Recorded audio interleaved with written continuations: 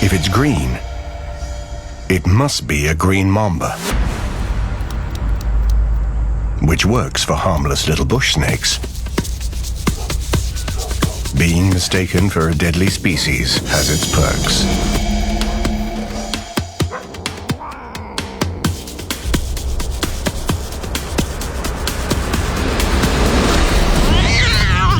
Enemies don't hang around, and humans are terrified of anything green.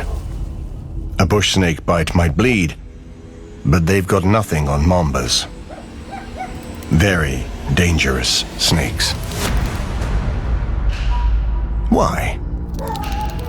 Their potent neurotoxic venom is designed to stop birds flying off. A bite from one of these snakes can kill a human within an hour. So how do we tell harmless from hazardous? First off, know where you are. Africa is home to 3 species of green mambas. The eastern green mamba is found only along these coastlines, the Jamisons across Central Africa, and the West African green mamba is only found here. Next, know your mambas.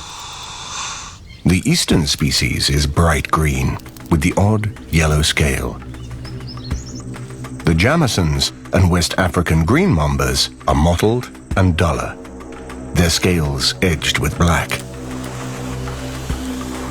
They're big too, some over 8 feet long, agile, and so fast they seem to fly through the treetops.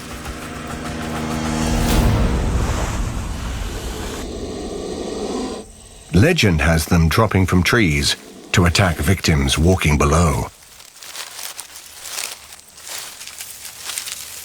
So if you live in green mamba territory, beware.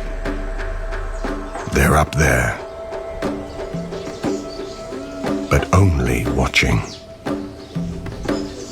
Shy, elusive, incredibly well camouflaged. They stick to the treetops, minding their own business. Usually.